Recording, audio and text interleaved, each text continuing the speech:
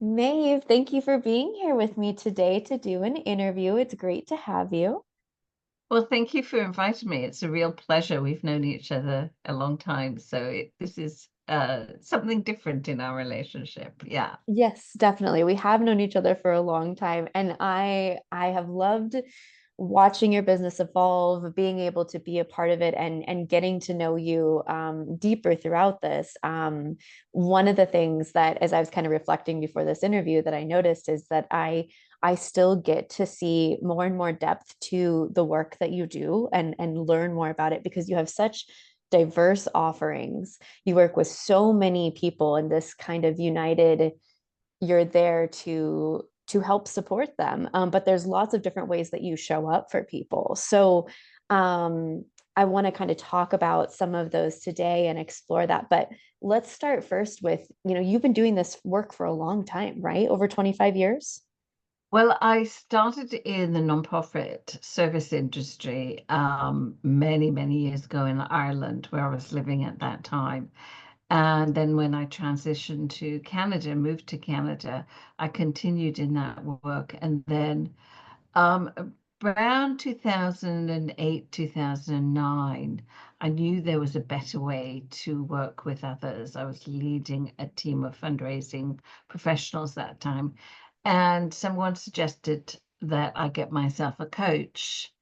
And so I had no idea of what a coach did, and so I engaged somebody who had been recommended to me to help me understand and perhaps learn how to converse and uh, work with my different group of people or different groups of people I was working with at that stage. And after about a year and a half, my staff came to me and said, "This is one of the best things you've invested in. This is so great. We really love this new way of working together." And so I decided it was time to um, invest in myself in getting my coach credential. So I did that in 2011, and I've been working as a coach since then. So yes, that's 22, that's 11, that's 13 years. I'm on my 14th year now. Wow, that's great. That's great. And now tell me, with the kind of the forming of your business, the name that you chose has meaning behind it. Tell me a little bit about your business name. Yes, so my heritage is Irish Gaelic. My father's family go back eons. So I wanted something that had meaning, and the name is Cumhacht Coach, although it doesn't spell that. It's a Gaelic female noun for power and strength. And I felt that's what I could offer people, that inner strength, that inner power. Oh, I love that. That's so great. Thank So you. kind of going back to the different types of people that you work with and the different offerings that you have, I wanted to kind of ask you what it is that kind of unites them all, that unites the work that you're doing, and really what is it that you find most joy in working with the different groups that you do work with? Well, initially, it was looking at leadership and leading in a different way, and leading through change. Because since I began doing this work, we've seen huge changes in the workplace, how we work, interact with each other. But one of the things that often comes up is how leaders work with their teams and staff. And often what we see is the negative habits, let's put it that way, repeating themselves, because if this is the way I was treated or this is the way I've experienced leadership, then that's what leadership should be.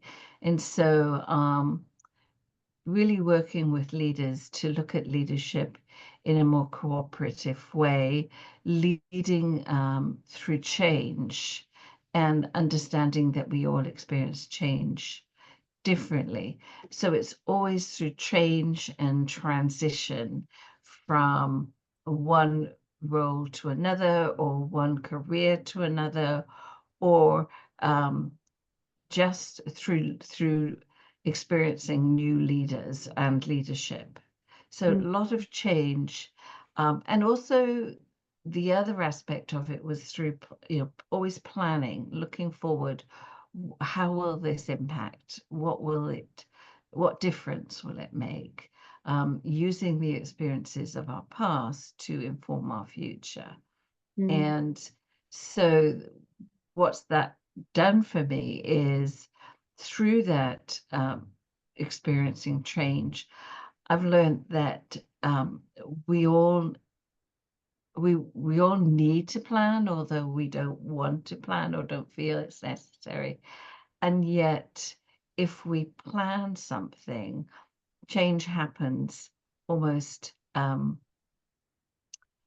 automatically, and through the positive, we can make the positive of it. So it's experiencing that change, understanding that sometimes negative things will happen, or there is the troubled waters, if you like. We'll have our eye on the goal, and we know, okay, these troubled waters are occurring. This is part of change, and we can swim through it.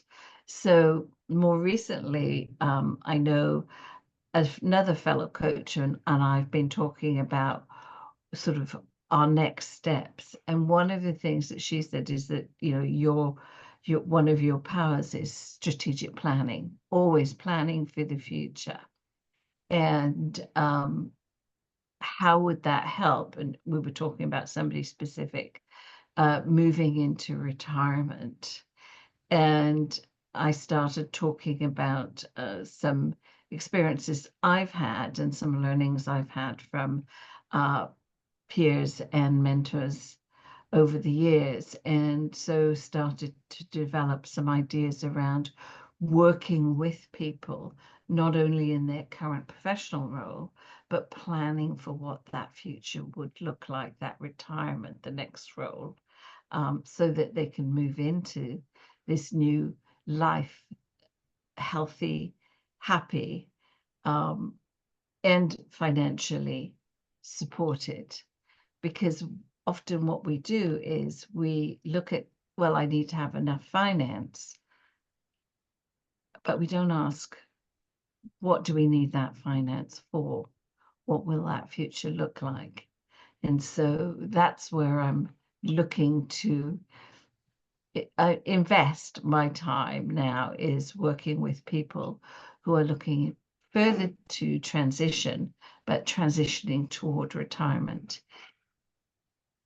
that's Yeah. great. Yeah, it I think the idea of change and transition obviously is going to come up, like you said, in the workplace, but also in our lives throughout our whole lives. There we're always going through different changes and transitions, and I really enjoy that you help people through that space, not just to kind of, you talked about navigating the rough waters, but also this kind of secondary level of finding joy within that. You have a quote on your website, helping you live your life with joy. And I feel like that's the presence that I get from you. You have this kind of calming, stable, I'll help you through the transition, but also how are we going to create a joyful life for you? And that feels so important.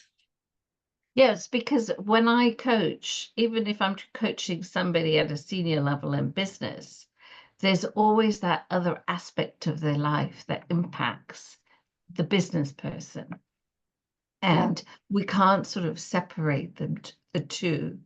And the other piece is reminding everyone that change happens. The only constant in our life is that change will happen. And Mhm. so we can plan and plan for the future. We must really plan for our future, because now, whereas our parents and grandparents may have looked at 10, 15 years of retirement or time after work, if they were lucky, we're now looking at 20, 25, maybe even 30 years outside the workplace. And really, when you think of it, you want those at least 24 of those 25 years to be healthy and happy. So the time to plan for that is when you're that much younger.